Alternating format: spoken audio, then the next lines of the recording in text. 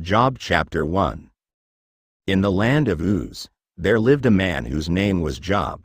This man was blameless and upright. He feared God and shunned evil. He had 7 sons and 3 daughters, and he owned 7,000 sheep, 3,000 camels, 500 yoke of oxen and 500 donkeys, and had a large number of servants. He was the greatest man among all the people of the East. His sons used to take turns holding feasts in their homes, and they would invite their 3 sisters to eat and drink with them. When a period of feasting had run its course, Job would send and have them purified. Early in the morning he would sacrifice a burnt offering for each of them, thinking, "Perhaps my children have sinned and cursed God in their hearts." This was Job's regular custom. One day the angels came to present themselves before the Lord, and Satan also came with them. The Lord said to Satan, "Where have you come from?" Satan answered the Lord, "From roaming through the earth and going back and forth in it."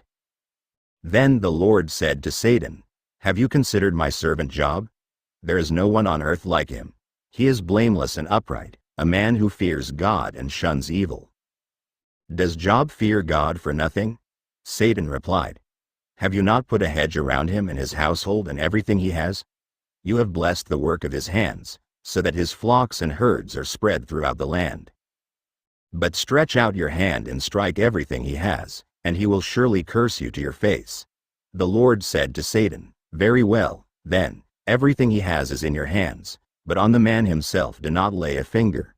Then Satan went out from the presence of the Lord. One day when Job's sons and daughters were feasting and drinking wine at the oldest brother's house, a messenger came to Job and said, "The oxen were plowing and the donkeys were grazing nearby, and the Sabaeans attacked and carried them off. They put the servants to the sword, and I am the only one who has escaped to tell you." While he was still speaking, another messenger came and said, "The fire of God fell from the sky and burned up the sheep and the servants, and I am the only one who has escaped to tell you." While he was still speaking, another messenger came and said, "The Chaldeans formed 3 raiding parties and swept down on your camels and carried them off. They put the servants to the sword, and I am the only one who has escaped to tell you." While he was still speaking, yet another messenger came and said, "Your sons and daughters were feasting and drinking wine at the oldest brother's house, when suddenly a mighty wind swept in from the desert and struck the 4 corners of the house.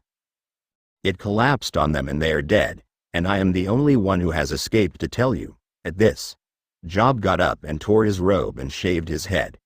Then he fell to the ground in worship and said, "Naked I came from my mother's womb, and naked I will depart. The Lord gave and the Lord has taken away. May the name of the Lord be praised." In all this, Job did not sin by charging God with wrongdoing.